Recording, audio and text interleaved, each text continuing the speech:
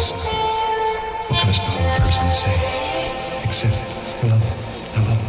The sun has set, the lights are low, the candles are lit, and so is the host. This is the Creepy Podcast with your host. You stop it, you hush up, you drunk person. Those are my lines. I am Creepy Willie and I watch you when you sleep. I take your toothbrush and clean my fanny. This is the Creepy Podcast and I am Creepy Willie. I am God here. I will hurl my poop at you.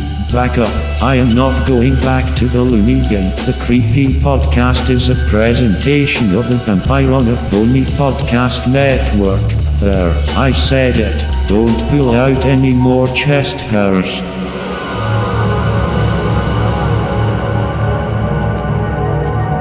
The Creepy Podcast, Episode 10, Story 1. Doors are made for opening. I hope the sporty dog drags you by your face.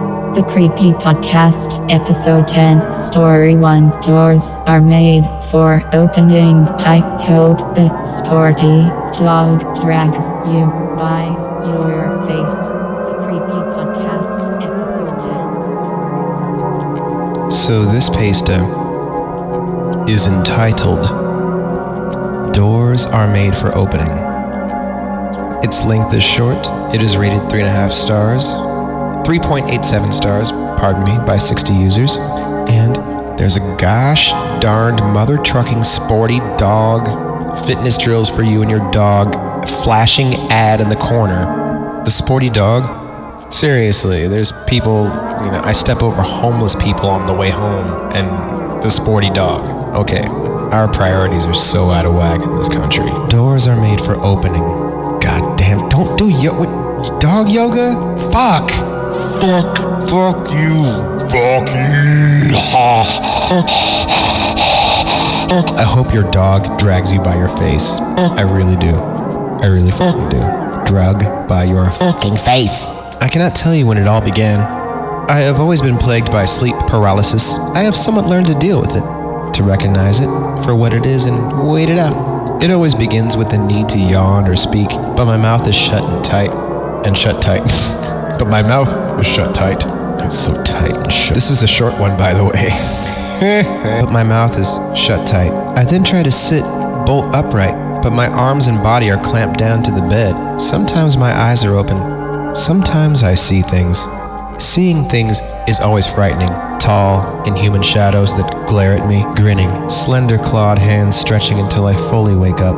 Then there are the times when I wake underneath my bed sheets. I feel the weight of the things as they kneel on my chest atop the sheets, pinning me down and shitting on. Just so you people know, I've had an incredibly physically draining week at my job. And when I get tired, I get really filthy. So I've learned apologizing is just bad. It just turns everything bad. If it's going to happen, it's okay. I just want you to know. If it seems a bit, actually, it's probably not out of character at all. I just feel the need to give you an explanation. Shitting on my chest. No, sleep paralysis again. No, I'm gonna wake up smelling like demon poop. No, what do you eat? The souls of sinners? God. Oh, it's wretched. Think about it, y'all. Demon poop would be the most heinous poop. Demon poop would be the most heinous poop. Demon poop would be the most heinous poop. This is normal sleep paralysis. I have read that people from around the world have similar experiences. The horrific sights, the pressure on the chest of the victim. It's all in the mind of the sleeper. All a more intense version of a nightmare. Although terrifying, I have learned to deal with the turds constantly smeared across my chest and neck. They rub it in my hair. This is normal sleep paralysis. I have learned to deal with them. The only thing is I couldn't find anything written about voices. The things talk to me. Ooh, this is bad. Because it's already shitting all over you. I'm rewriting it. I'm making it better. If it really was a demon, it would hold you down and crap all over you. Just terrible, runny poop that burns like acid and that's hilarious. I love it. I'm writing my own version. Well, I guess I just already did now, didn't I? Okay, the only thing is, I couldn't... I've still got the sillies. The only thing is, I couldn't...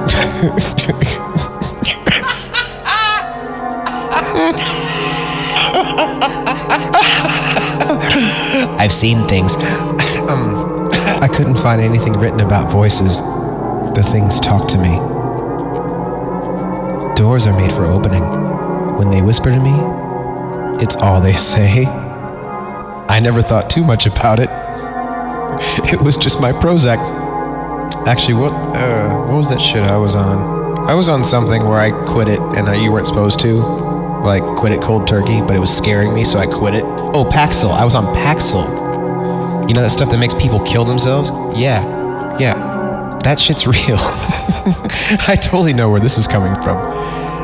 It's probably also carbon monoxide poisoning, because I had night terrors because of carbon monoxide poisoning. So that's where this is Paxil mixed with carbon monoxide poisoning, and probably too much ghost hunters or something, right?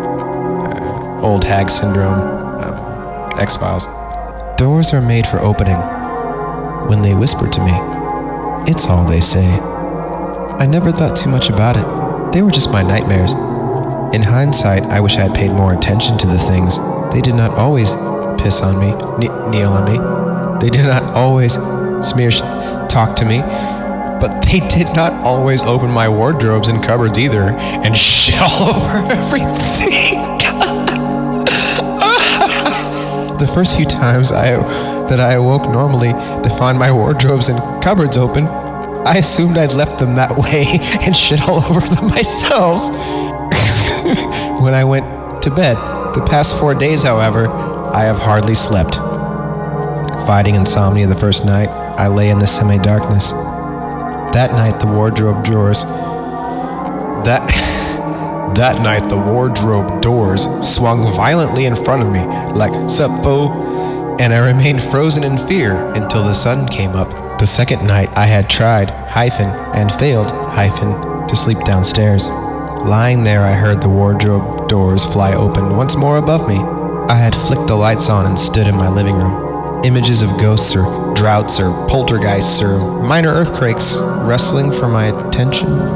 You must realize, over the years I have learned to separate my sleep paralysis episodes and understanding them to be nightmares and nothing more. You mustn't judge me. But as I stood there in my living room, awake, I understood more than I ever wished to. Doors are made for opening. The harsh whisper, so close to me. It was only when I reached my hotel room later that night after running from the house that I discovered it. I have no idea when it was drawn. Just a few lines. Unmistakably a door, marked in charcoal on my chest. I tried to wash it off, but the stain remained, and it's still there. I have been in this hotel room for 2 days now, always with the lights on and always awake, except for whenever it was I must have succumbed to exhaustion and fallen asleep. I'm awake now, but this whole ordeal is going to be over soon. How do I know? Because I can't scream. Because I can't move my body. And because the grinning things with clawed hands are now looming over me, whispering to me, would you fuck me? I'd fuck me. Put the lotion in the basket. Doors are made for opening. Open your doors. The Creepy Podcast, Episode 10, Story 2, How to Talk to Yourself. Make it make sense. This pasta is called How to Talk to Yourself. This is new. The estimated reading time for this post is 7 minutes, 9 seconds. Well, we'll just see about that now, won't we? Ooh, this one has a rating too, goodness. How many pumpkins? It's a lot of pumpkins. So let's get it on. This is worth of awesomeness we're about to be balls deep in. The first thing you should know about me is that I'm very faint of heart. There's a pamphlet I've been looking for a while now. There's a pamphlet I've been looking for a while now. I remember coming across it a while ago while I was a child.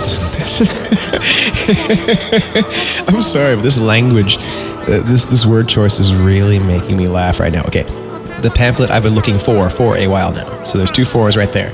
Looking for a while now. I remember coming across it a while ago. So we've got 4 a while ago. It's just like, I'm stumbling. All right, we will regroup. We can rebuild. There's a pamphlet I've been looking for a while now. I remember coming across it a while ago. There's a pamphlet I've been looking for a while now. I remember coming across it a while ago while I was a child. I was at the doctor's office, the waiting room, getting a physical. The year was 2002. I was born in 1996. That's when I saw it. Strewn within the other celebrity or glamour magazines, it peaked out with one single gray corner. This is fucking suspenseful. It's giving me the sillies. Okay, hold on a second. That's when I saw it. Strewn within the other celebrity or glamour magazines, it peaked out with one single gray corner. Hi, sailor. Why don't you pick me up and just spread my pages and find out what's in me? It was almost like it was looking at me. I picked it up and read the title, How to Talk to Yourself, by a man named Roger Harrison. There was no graphic, just the white background and the Arial font, reading the title and the author. To this day, I've never been able to find out who the mysterious Roger Harrison was. I've spent many countless hours on the internet browsing for anyone who remotely matched my quarry. Last week, I found a tattered piece of paper plastered to a sewer grate. I found a tattered piece of paper plastered to a sewer grate.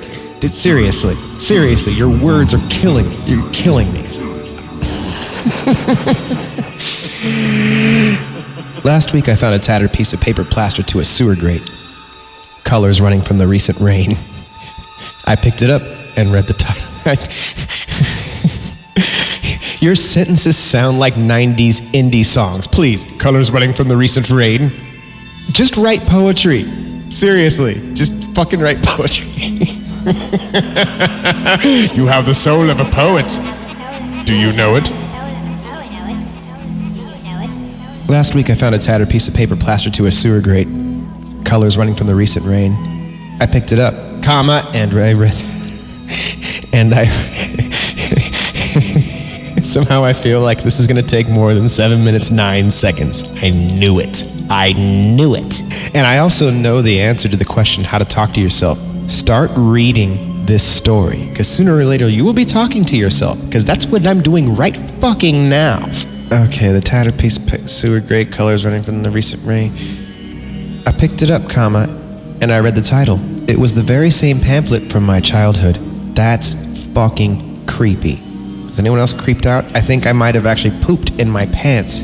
Like, the coincidence is staggering. Seriously. Literally. Shitting myself right now. Shitting my fucking pants because it's the same pamphlet. It was the very same pamphlet from my childhood. The one I remember so very clearly. That one day, in the waiting room, I am a patient boy. I wait. Please don't leave me to remain. Everybody move it. Everybody. Move it. I quickly stuffed it in my bag.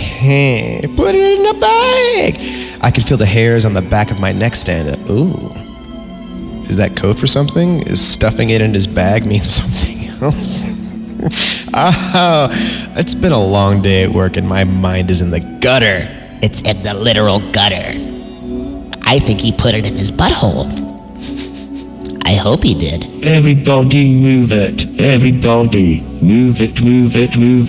That would create a real sense of drama. I continued home, attempting to forget the pamphlet that was lying in my bag. You lying, cheating pamphlet. Perhaps I'd save it as a bit of memorabilia. Perhaps I'd trash it. Ew. You're getting real Joan Crawford all of a sudden here about this pamphlet. I walked a little faster now. I was on a sidewalk near the outskirts of the city. I live in a small, yellowing apartment in what you could call the fringes of the city. The building is gray and covered in ivy. I arrived at my building.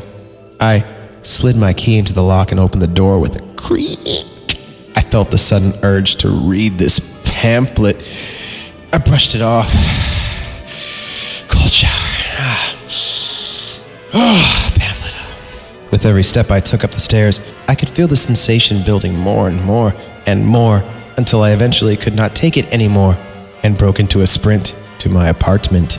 I opened the door, took off my backpack, and grabbed the pamphlet out. Fucking hole, you're all dirty, filthy, you and your pamphlet. Pamphlet hole for your pamphlet, groupie. The feeling of being watched had subsided now. Me being safe in my own home, wearing The skin of the people that I have killed. making a nice steak, because, I crave proteins. I really do. The foreman is just so easy. You can throw a couple fingers on there, too, as long as you take the rings off, you don't mess up the foreman. It's great. The feeling of being watched had subsided now. Me being safe in my own home. My neighbors were playing loud music in the room above me. The urge to read the pamphlet remained. My curiosity must have been getting the better of me. I slowly put the pamphlet down, almost reconsidering my decision, but instead decided to leave it on my kitchen table. I went into my bedroom and slid into my covers. The time was about 10:47 as I drifted off into a deep sleep. That night, I had a strange dream. I was in a large field, and there was a bunch of women around me wearing only robes, screaming and throwing little pickles at me. I was in a large field. The sky was gray and the grass was yellow and tall. I felt cold. The surroundings were desolate and foreboding. As I inspected the surroundings, I realized that this dream was incredibly vivid compared to most other dreams I have, which are just dull, like me. As my eyes scanned the horizon, I spotted something out of the corner of my eye, almost indistinguishable, but yet I could see every movement from afar. In the distance, I could see someone. They were entirely draped in a Sticky shade of green. Whoever it may have been, they were twitching. Almost uncontrollably. I attempted to move toward them, but it felt like my feet were stuck in something soft and something warm. Gelatin? Vaseline? Oh, I know where you are. It's deep in the Castro, but I know where you are. If you're Stepping in gelatin and Vaseline. The Walgreens in the Castro, I don't know if it still does, but at one point had the most amazing wall of lubrication products for God knows what. Holy cow! It's, the same way that, like, people in the South buy mayonnaise in, like, the pump vat. Like, there's people here that buy lube in the pump vat. Just they need to be slippery. So much lubrication. I heard a rustling behind me. A twig snapping. I whipped around and the dream went to black. The rest of the night, I had no dreams. And I woke up shivering, feeling strange. I brushed it off as a side effect of the odd dream. I dressed myself and brushed my teeth. I looked in the mirror. My skin was pale, paler than I've ever seen. It looked as though all my blood had been drained from my body, leaving only the white skin. Oh, that's good. That's a good look. That's very in right now. I walked into the kitchen and I saw it. It's a fucking pamphlet. Dude, come on, man. It's like a chick tract. What is it? Is it about abortion or something? Or is it like how Jesus is your savior and you're being a dick by not, like, telling you love him every day? What's going on here, man? It's just a pamphlet. How to talk to yourself. Hey, I walked into the kitchen and I saw it. The gray paper with its running colors, still looking at me. I was suddenly very cold. The same cold from the dream. I was intimidated by a piece of paper. I don't know why. It was just so Ominous. Period. and strange. Period. I had never felt this way about a piece of paper. Why would you? Why would you feel that way about a piece of paper, ever? Why would you? Just asking a question, because I'm confused. I'm confused. I can't even form words anymore because of your story. How to talk to yourself. Read the creepypasta story called How to Talk to Yourself. It only takes 7 minutes and 9 seconds. All right, we're getting into the shit now. He's finally gonna read this fucking thing. I decided to pick it up. I touched the pamphlet.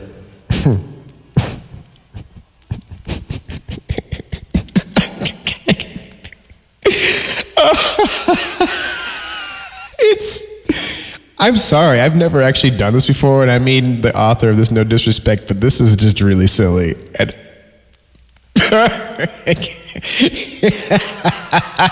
oh my God. Okay, I'm fine. I feel so unprofessional. Usually I'm good, but I can't get through this. I'm okay. It's okay.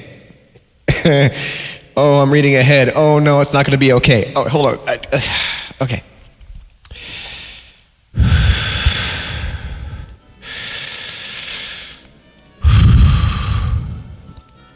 I decided to pick it up. I touched the pamphlet. It was ice cold. I opened it and read. You have a special somebody who lives in your lungs. They like you, but they are shy. They only come out when you are alone. Here is how you talk to them. Step 1. Breathe deeply. Say hi. You are not afraid, are you? They like you. You don't have to be afraid. You won't hurt. I promise. We are smiling at you. I was confused. Say hi to the person in my lungs? Why are they living in my lungs? I won't hurt. Who was smiling at me? It was silent. Completely silent. I decided to do as the pamphlet said. I inhaled deeply and said, hi, softly.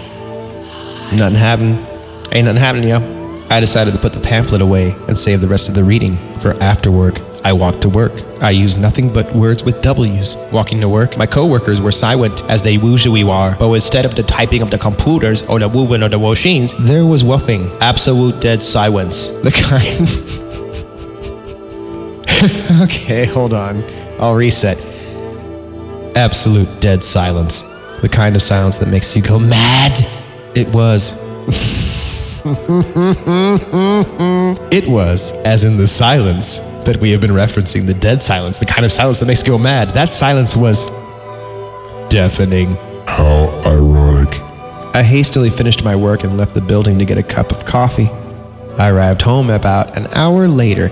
It was now 9:24. I love how specific this story is. Like I feel like I could go back and retrace this, find out exactly when and where it happened and just go live it.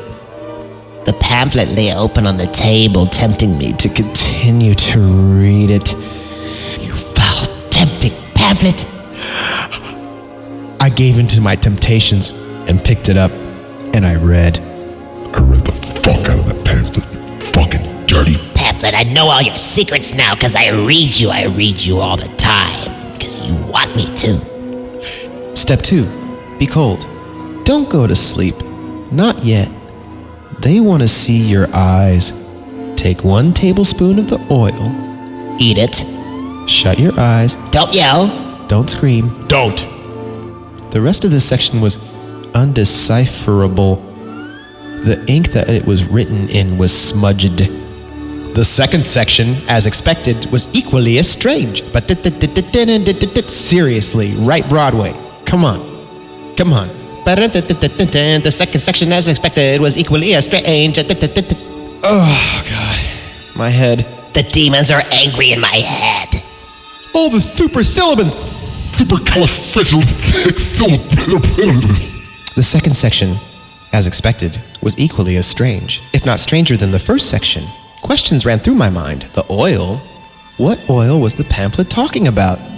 Did 2 people write the story? I feel like every once in a while, he would just let his friend come in and say, okay, just write something crazy just to make people go nuts when they read it.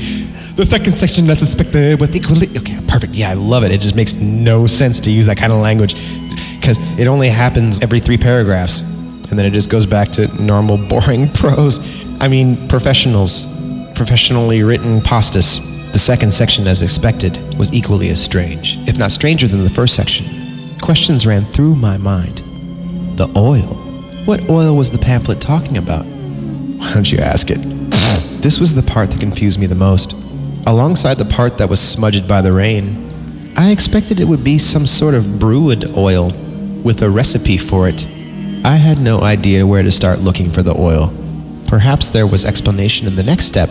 I pondered. Step 3. Ah, shit. Alright, I'm going to attempt to read this how it looks here. 1, 2, 3, 4, 5, 6, 7, 8. Okay, there's 8. Alright. Step 3. Happy, be happy. Start talking. Say how you are. You want to make them happy. You are happy. We like to happy with you. We like to happy with you? As I thought, there wasn't any inkling as to what the oil could be. Meth. It seemed that the author was on meth.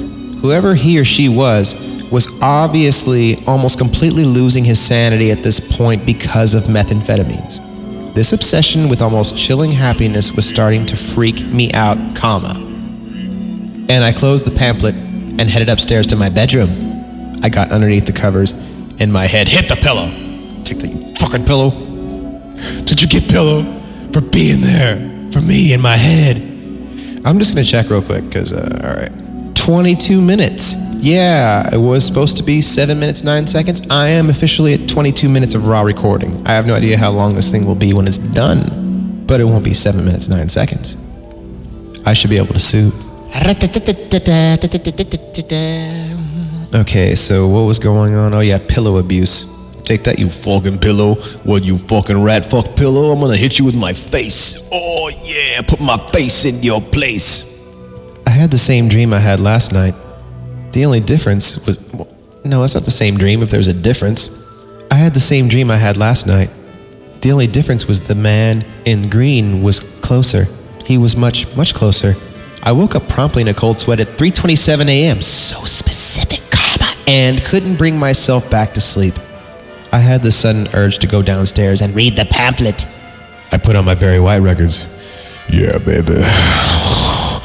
You look all full of like information and shit. I'm gonna spread you open and stick my eyes all up into your words. Oh yeah, I'm reading the fuck out of you, pamphlet. Oh yeah, baby. He knows. So good. I am the walrus. My eyes are tired, baby. I am the walrus. That wasn't that funny. I saw the pamphlet on the table, but something was off. It was my pants. Oh yeah, baby. He knows. So good. Sometimes that happens and I just don't realize I'm not wearing pants. And sometimes I'll go a whole day not realizing that I'm not wearing pants. It's cost me a few relationships. Everything on my desk was very organized, and I saw a small envelope on my desk. I rushed toward it and ripped it open. Inside was a napkin with a crude smiley face scrawled hastily onto it. I remember specifically at this point the gravity of my situation. I had no recollection of making this note. There was no signs of a break-in. As far as I could tell, the beats in my heart began to move faster and faster as I approached the pamphlet. I opened it, and on the first 3 steps, there was the same crude smiley face scribbled all over. I caught my breath and held it for a moment before breathing out with a wheeze. I was, at this point, terrified, shitting myself, terrified, shitting and clapping and shitting and clapping myself because I'm scared. The questions rushed through my head. Who the fuck was the man in green, and more importantly, how did all these smileys get into my apartment? I began to read the 4th step. Step 4. Do you see them? Look. I was beyond scared at this point. Look at what? I was confused and I was terrified of the monstrosity I had brought into my home. Hands shaking, I read the next step. There only had to be a few left, right? Left? Right? Seriously. Someone's fucking with me with the story. Step 5. They will say, hi. You've made a friend. You are not alone. You are never alone. My main question at this point was, who would say hi? Nobody was inside my apartment, as far as I knew. My heart was beating at 1,000,000 miles an hour. Fumbling with the pages, I turned to the next and final step, which was not really a step, but more of a statement. Final step. You're never without your happy friend in your lung. You can sleep now without waking up. Creepy. You don't like that. The author's obsession with happiness was almost cruel to the reader. It was haunting, the way whoever wrote this put it. Somehow my heart beat faster, and faster, and Jay felt woozy. I was confused, terrified, and alone.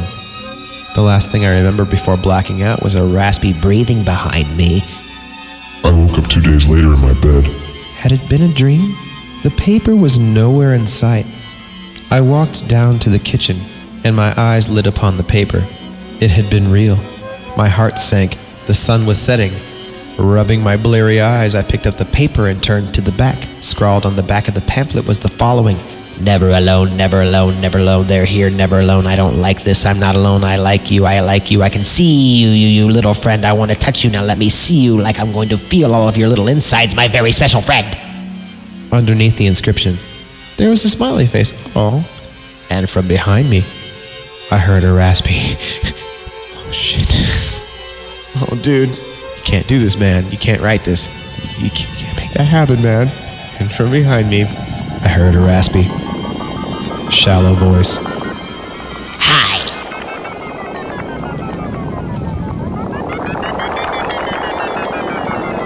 This is the Creepy Podcast. Pledge allegiance to the Creepy Podcast. All hail the Creepy Podcast. I'm in love with the Creepy Podcast. Creepy Podcast is not the father.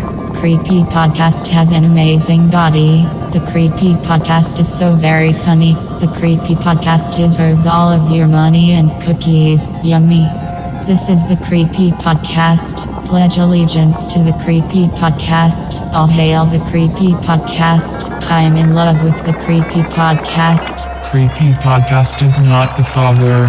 Creepy Podcast has an amazing body. The Creepy Podcast is so very funny. The Creepy Podcast deserves all of your money and cookies. Yummy.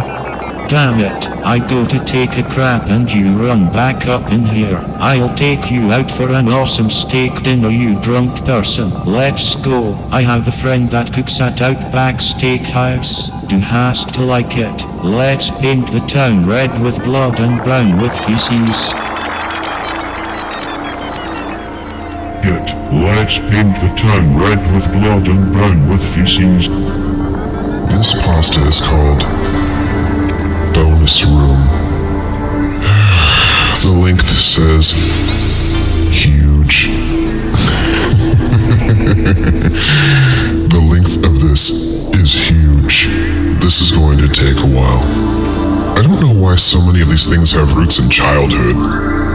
It seems like a bad cliche at this point, as opposed to the good cliche, oh, remember all those good cliches? No, you don't. When I was a kid, there was this strange event, that odd creature, or the other thing that made me do something or other. Oh, that's not normal. Yeah, I don't know why so many stories start like that.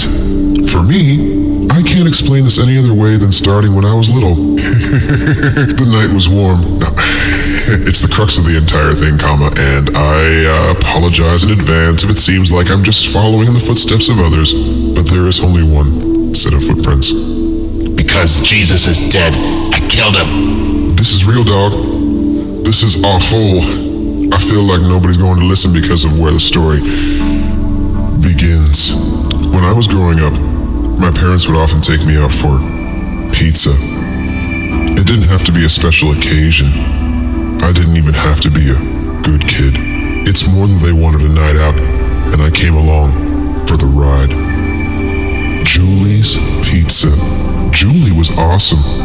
She'd put on cartoons for me whenever I showed up, or sometimes the old 60s Batman show and repeats. This is where I was first exposed to video games, as there was always a cabinet or pinball machine waiting by the entrance. If you jostled them just right, like Julie would show me, you could even get free games. I spent a lot of time at the machines.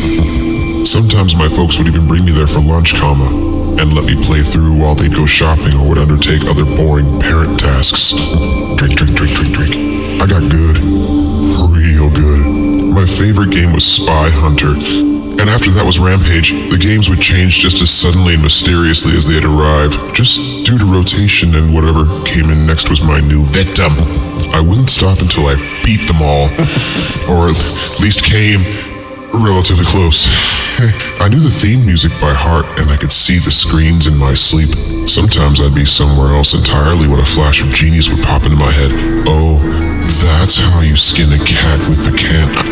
That's how you defeat the third boss, of course. As the years passed and I grew into my teens, I even started beating other kids.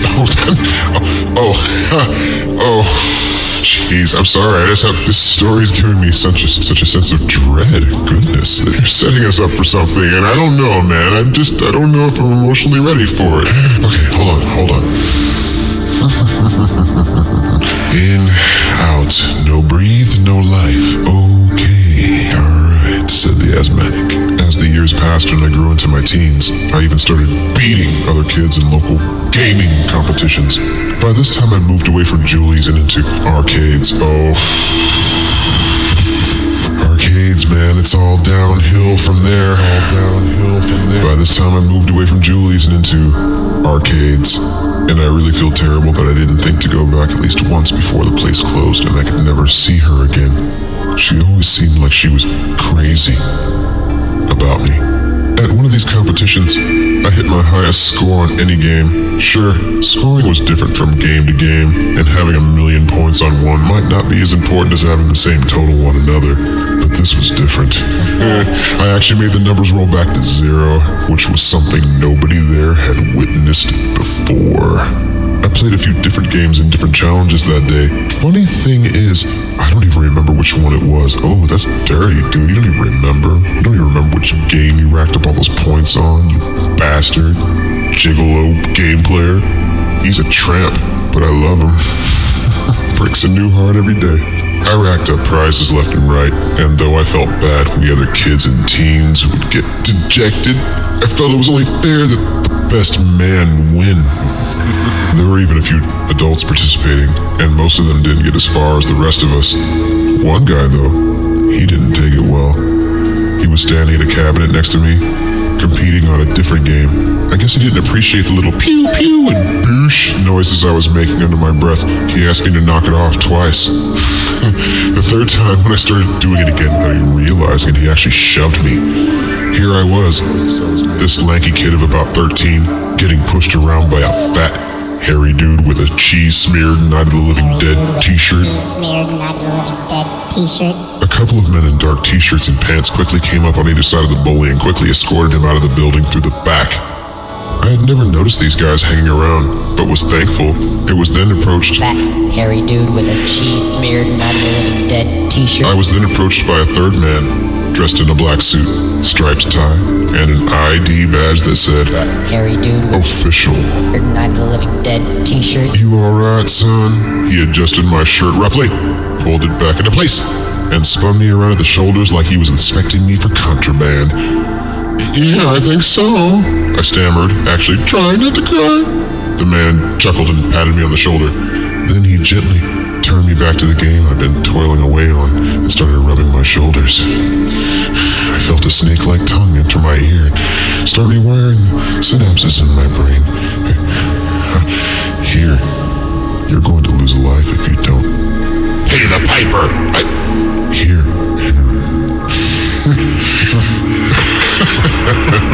It's been a long weekend. Woo! Alright.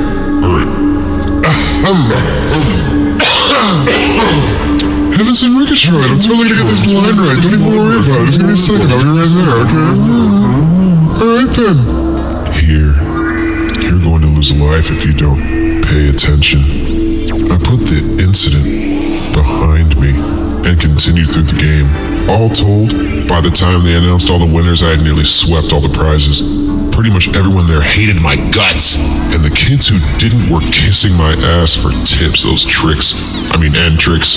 Some were convinced I had figured out cheat codes that couldn't be spotted.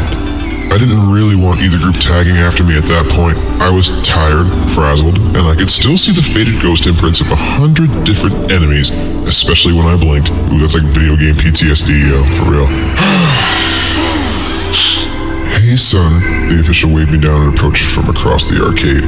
Behind him were the two bruisers who took that man out back and stuffed him like a salami. Oh my god, that was brutal. It was like one of those terrible movies in the jungle when they catch you and they're like,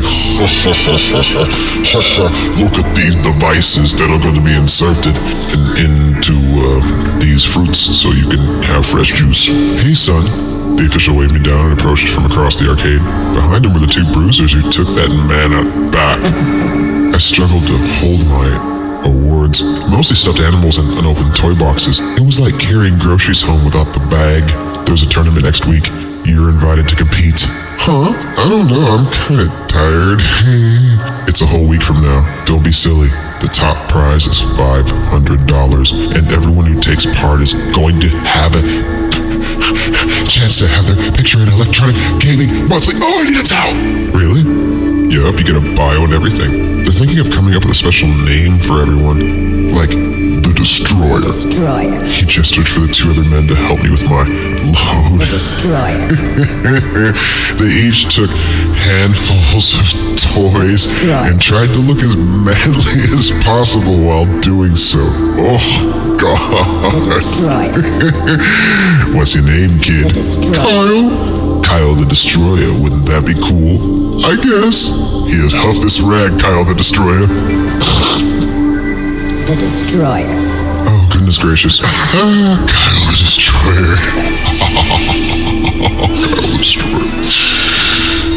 Kyle the Destroyer. Kyle the Destroyer. Wouldn't that be cool? Kyle the Destroyer. Wouldn't that be cool? The official handed me a page. I guess. Folded over twice. The official handed me a page that had been folded over twice. As I held onto it, the thing felt warm. Is this...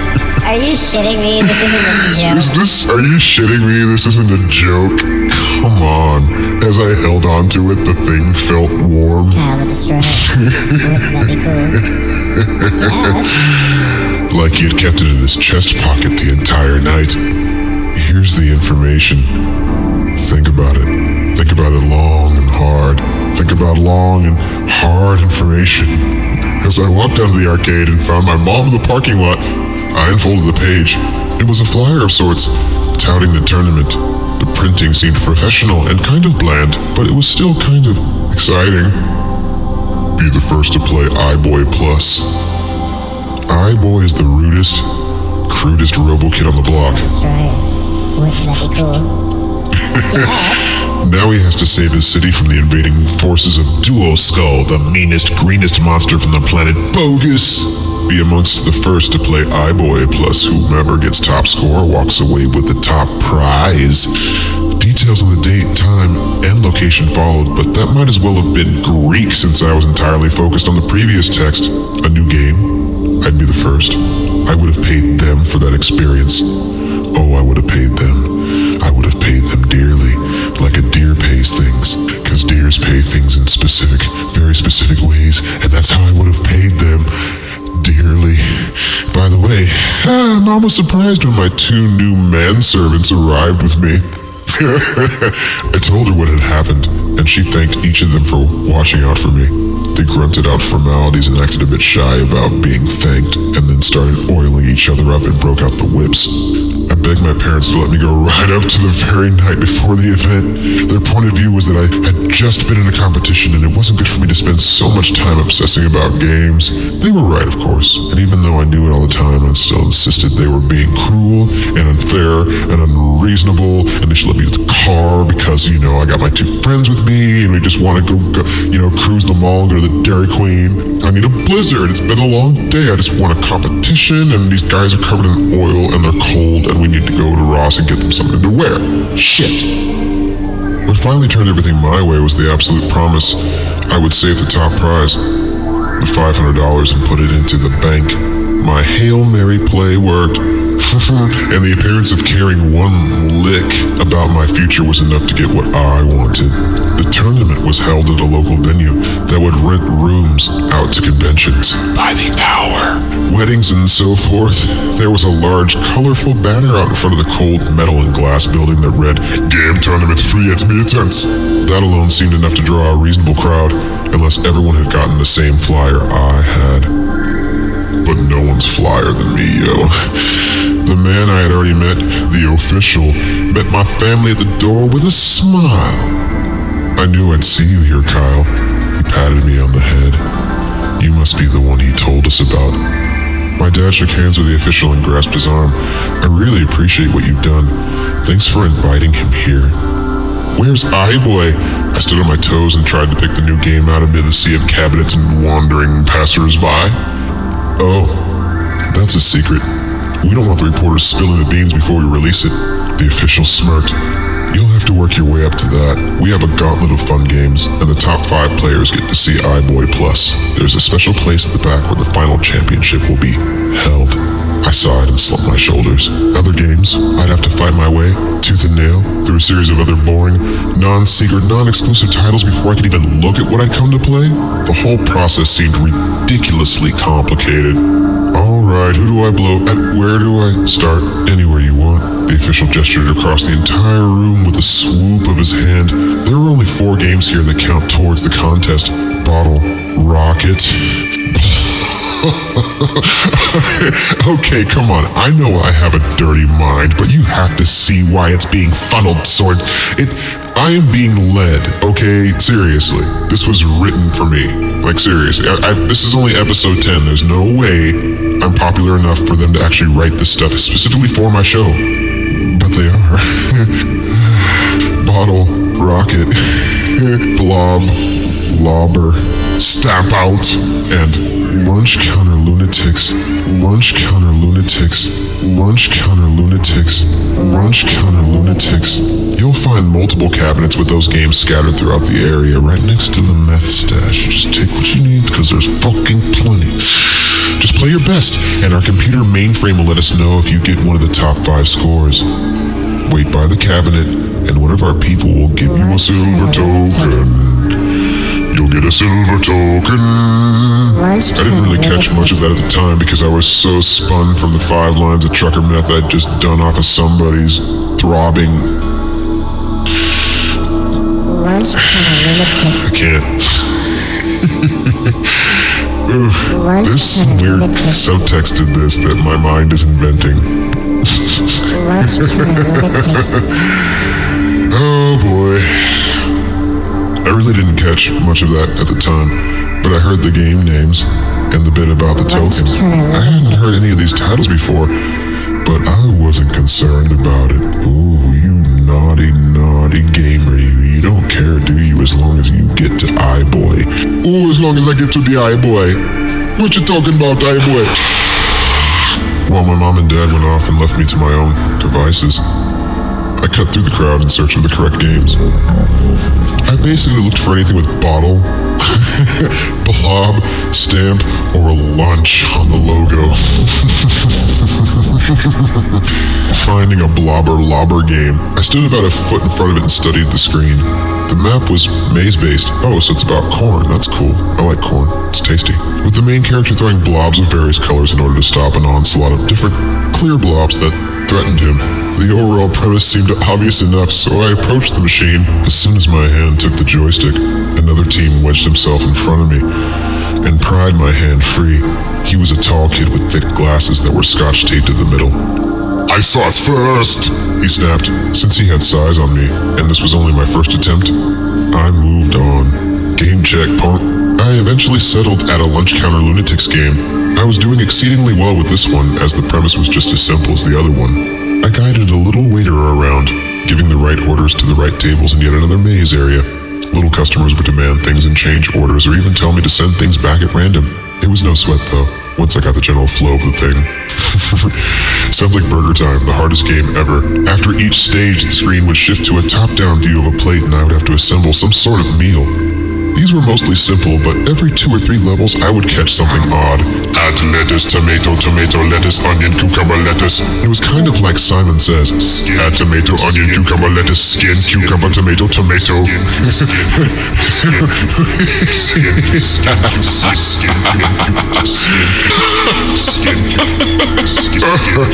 Oh man. I could have sworn that somewhere in there I was selecting and dragging a hairy flap of human skin onto the product. It took me about 3 or 4 seconds after I complied to even realize what I had done. Then, after I got back into waiting tables, I couldn't even be sure it had happened. When I was finished playing the game, after it had gotten faster and faster and I couldn't get anywhere without dropping trays, the screen went black. The words, "Game over," came onto the screen in block letters. No failure animation, no wah wah music, just game over. There wasn't even an option to continue. I wasn't even sure if I'd gotten the highest score, but I knew I had a lofty one nonetheless. For this reason, I stood by the machine and waited to see if anyone gave me a silver token. The whole process seemed so questionable that I wasn't even sure how long to wait. Eventually, as others passed by and nothing seemed to be happening, I started to walk away. All right! I turned around when I heard the excited voice of some little kid. I figured someone else had won and wanted to see what score they had gotten. Instead, I saw 2 people standing at the exact same game. Lunch Counter Lunatics game I had just finished with. The screen still read game over as a man in a black shirt and pants handed a gleaming silver token to a tiny little boy in a pink skater dye t-shirt. The boy pumped his fist a few times and excitedly stuffed the token into his jeans pocket. As I ran back to the machine, I called out, "That's mine, I did that." "I'm sorry," the man in the black shirt looked confused. "That's my high score. That's my token." "I don't think so." The man shook his head and gave me the look you give when someone's telling you an absurd lie. "I just saw you run up here." "Yeah," the little kid sneered. Before I could say anything else, the pink shirt boy disappeared into the crowd. The man was definitely in no mood to hear my complaints as he spoke into a walkie-talkie. "Token 3 is out," he droned. "Copy," came the crackling voice on the other end. "Sir, that was my high score. That kid wouldn't have even been able to reach the controls. Come on." The man gestured me away dismissively and turned to leave. "If you want to win a token, go win one the honest way." The word escaped my lips before I even knew what I was saying. I'd never uttered any profanity in public before, and I was way more shocked than anyone else could have been. Luckily, he didn't hear me. Or just didn't care. Now, I was pretty sure that I'd never be able to beat my own score. I was so high. It was so high, and that really seemed like the peak of what I could accomplish there. So I set out to try another game. After passing 10, 20 games with other teens and adults stuck on them like flypaper, I finally found myself standing at a stamped-out cabinet. At this point, I would have settled for trying the same game, but even the one I had been on was now claimed again. Something struck me as odd now. Stamp Out was yet another maze-styled game. I took the role of the corn grower, you know, the one who grows the corn. And I grew corn. Boring fucking game. Stamp Out was yet another maze-styled game. I took the role of a postal carrier, delivering mail and avoiding hazards like dogs and road children. Delivering mail and avoiding hazards like dogs and rogue children on bicycles and flying monkeys and I can't think of anything good. I played for as long as I could on that machine, taking every available power-up and prize. I left no stone unturned in my quest to squeeze every last point out of this motherfucker. After a few rounds, the little mailman appeared at the center of the screen, facing me. Rage round! The game boomed. A tiny assault rifle appeared in the mailman's hand, and I let out a loud cheer. This was gonna make the game a lot simpler. I delivered packages and letters all over the maze town. Look out, a dog. Blam! Dead. Here comes a kid on a bike. Blam! Dead. They troubled me no longer, and the points just kept racking up like crazy. Woman with a stroller. Blam! Dead. Police officer. Blam! Dead. A tip appeared on screen. Go full automatic by holding down the B button.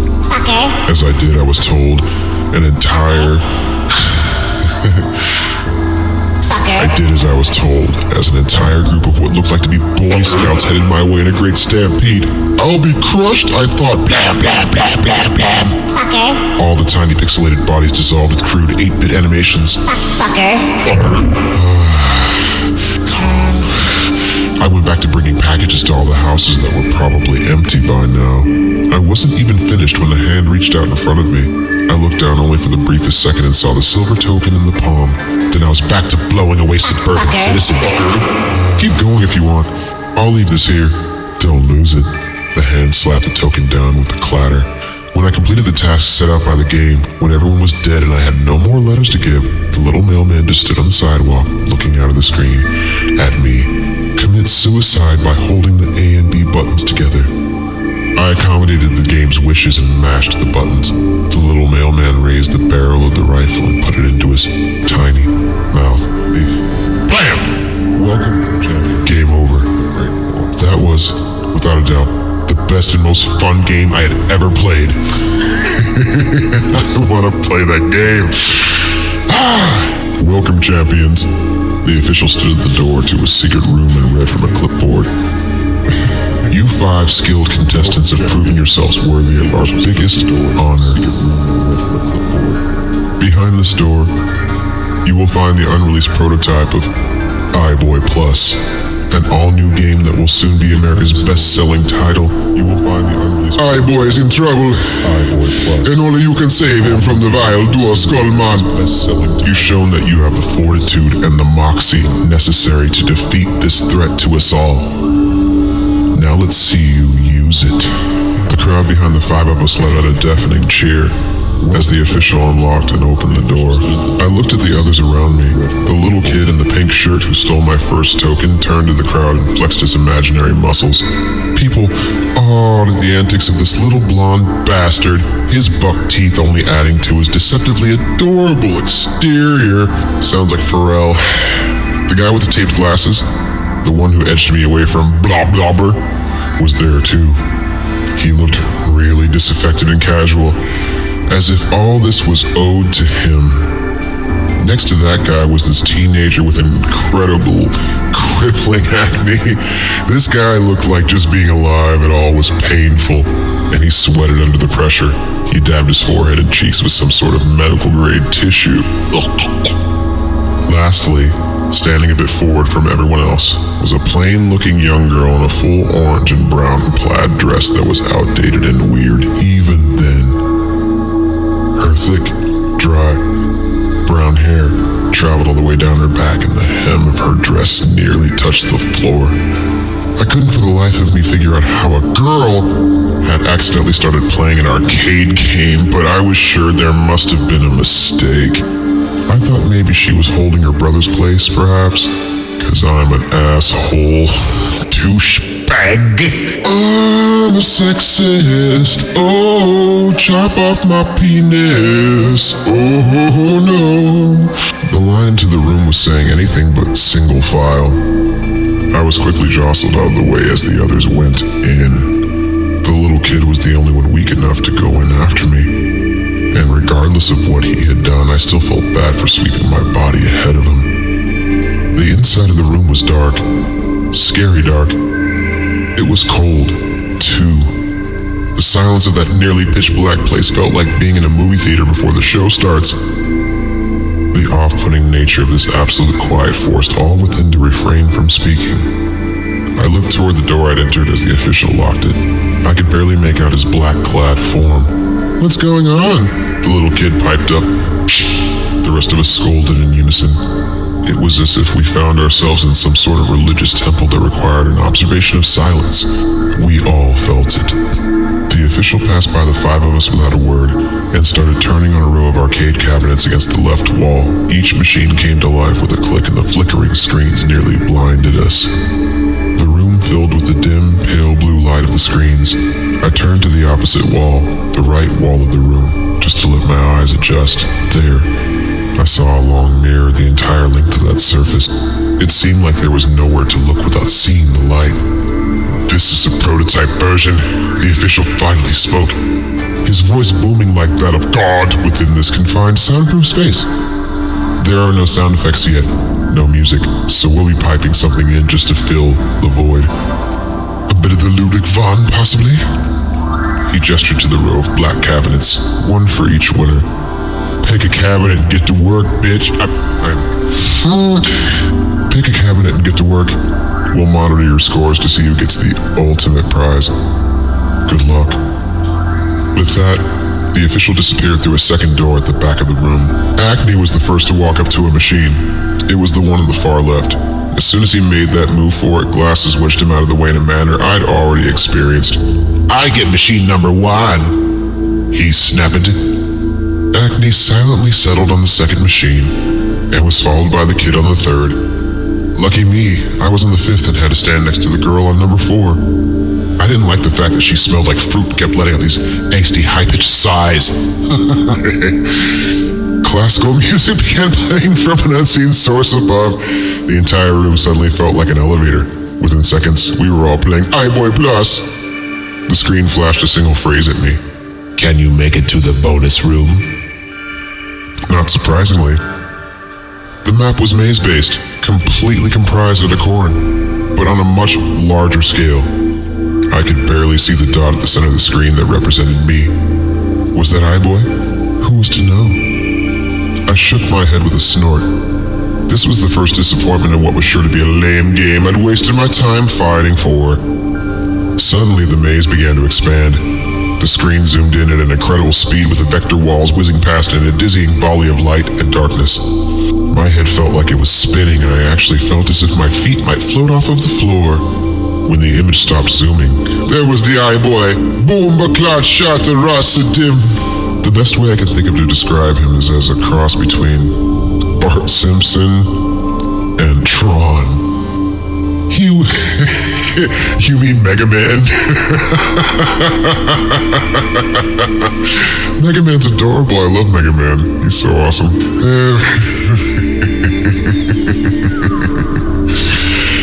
The best way I can think of to describe him is as a cross between Bart Simpson and Tron.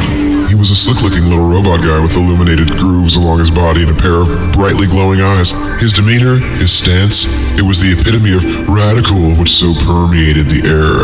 He stood there as if waiting for me to move him, silently defying me to prove I was a bad dude. I can't tell you much more about the game from that point forward. It's not a matter of keeping secret the details of an unreleased product, and I'm not trying to give everybody blue balls. I just don't remember much of what happened from there forward. It's not a cop-out. It's a blank, blurry smear on my brain and in my hair. What I can say is there was danger everywhere. I distinctly recall feeling scared out of my mind, a feeling fed by repeated shock moments where something would pop out from around a corner and be all in my hair. I knew that at one point the game switched to first person. The only reason I remember this is, I don't even want to say it, iBoy was walking down the corridor, and this tall, slow-moving shadow with long limbs and no visible head just kind of passed by in the distance. It walked across the opening at the end of that corridor in one smooth motion and didn't regard me at all. When I got up the courage to proceed, there was nothing there. Looking back at my life before then, I know I've seen that thing before. Arcades. When I was camping, the thing that passed through the trees, lit by campfire. When I had my 4th birthday party at McDonald's, that thing walked by behind the counter. I remember the lanky shade man constantly wandering around me on the fringes of existence, and I'm pretty sure it never really happened.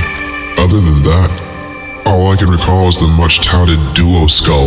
That's how he would be announced before his arrival each time. The screen would flash with such intensity that it made my eyes hurt, and the entire time the screen would just read duo skull. It was hard to concentrate when he would appear and ask questions, especially since the girl was constantly moaning, "Oh my god," and "Oh no." Each question had 2 possible answers. Goals, skeletal, heads. Which do you like better? A, vanilla. B, chocolate. Hitting the corresponding button would give your answer, at which point the head that belonged to that selection would suddenly turn and grin at me. Which is better? A, winning. B, friendship. Which is more valuable? A, life. B, peace. Some of the questions didn't make sense like that. How could life and peace be opposing answers? It seemed to have no real effect on gameplay, yet I felt as if something, some unknown thing, would go incredibly wrong unless I was truthful. The little kid started screaming at some point, and I could hear a wet sound. It didn't quite sound like he was peeing himself, but I could hear moisture and figured that's what it was. What do you think is better? A, soldier. B, doctor. Soldier, of course. I might have answered differently before, but now it seemed obvious. Acne started kicking his machine. He must have lost. 2 down, 2 left between me and the big prize. Who would you kill? A, mother. B, father. I answered quickly. Oh boy. I need to pause for a second. I answered quickly. Okay. I'm curious. I wasn't the least bit distracted by the girl as she started making weird guttural noises almost right in my ear.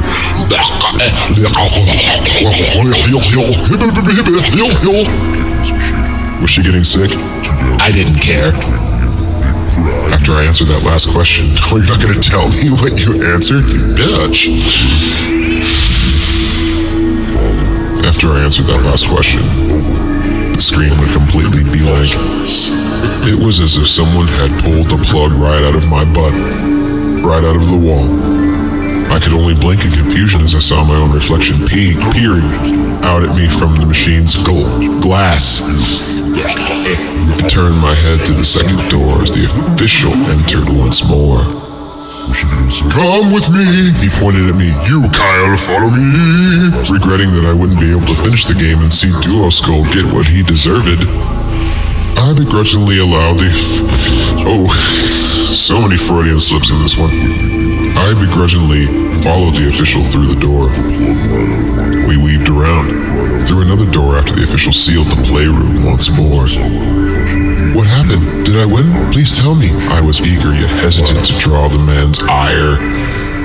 We ended up in another room. After making what seemed like a U-turn, there was a large span of dark black glass in the wall, and a few folding chairs sat around a bulky video camera. A woman, dressed in black like the official, seemed to be waiting there for us.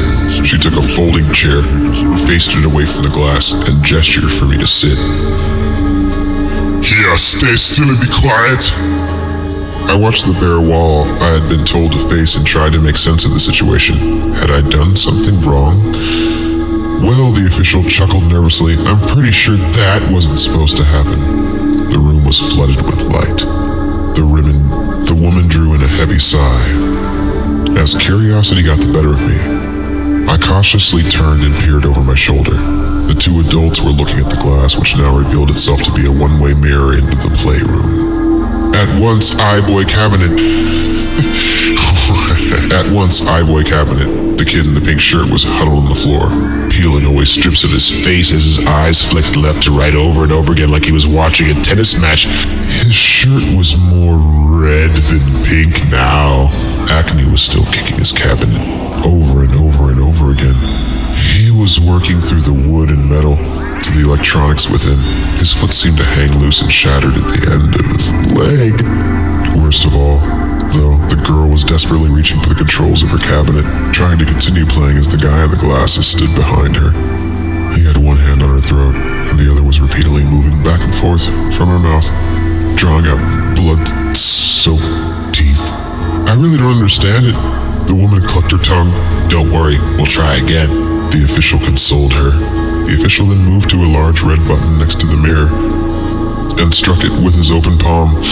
In a split second, I heard a strange hiss followed by the flash of flames as the contestants, the game cabinets, the entire room started burning. It was the history eraser button. Not long after, the only thing visible behind the glass was a wall of fire. Parents? The official asked plainly. Traffic pile-up, I suppose, the woman replied just as coolly. I had barely turned to face the blank wall once more when I heard the official turn on his heels and walk toward me. I stared forward, too terrified to look at him. He was on level 40. Complete saturation. Maybe he's the exception that proves the rule. The official cleared his throat and stood next to me. Code word, Shade Man. Stand, Kyle. I did. Touch your nose, Kyle. Despite the fact I knew I could choose not to, and even though I had no idea what was going on, I did what I was told. Kyle, punch punch yourself in the face as hard as you can. That's when it clicked for me. I had seen any number of movies, comics, and cartoons where the villain uses some object to kick. Kyle, stick your hand up your own. Kyle, paint my house, Kyle. Kyle, punch yourself in the face as hard as you can. That's when it clicked for me. I had seen any number of movies, comics, and cartoons where the villain uses some object to take. I've seen any number of movies, comics, and cartoons where the villain uses some object to take control of the hero's mind. Now I understood. I had gotten to the Bone Us room. They were going to bone us. That was it. And my real prize was continuing to live. I struck myself in the face as hard as possible, breaking my nose and drawing copious amounts of blood. My eyes filled with tears, my knees buckled, but I did not flinch and I refused to cry out. They bandaged my nose and let me go back to my parents soon after, and I knew better than to tell anyone what had happened. I told them I did win, and that someone had elbowed me in the face while they played one of those punching in the face games. We were playing a game called Face Punchers. I didn't really think they meant it. I wouldn't play face punchers if I knew that was what you do. It's not a game. For decades, I've kept this completely to myself. Judging by web searches I've done, this is the first time anyone has publicly mentioned iBoy Plus or these Strange events. Why would I divulge this? Knowing full well that it may result in my own death, or worse yet, unending torture. No, don't torture me. Ooh. It's because of the last thing I heard the officials say before I ran back into my mother's arms. Not caring who saw a teenager clutch to his mommy like an infant. Well, he opened the room up and ushered me out ahead of him. We should follow protocol nonetheless. Monitor, then take a look at that brain in a decade or two. I can tell that time is drawing close. The Shade Man keeps crossing my door. Original author, Slime Beast. Tags, creatures, madness, paranoia, technology, video games, fisting. One of those I'm kidding about.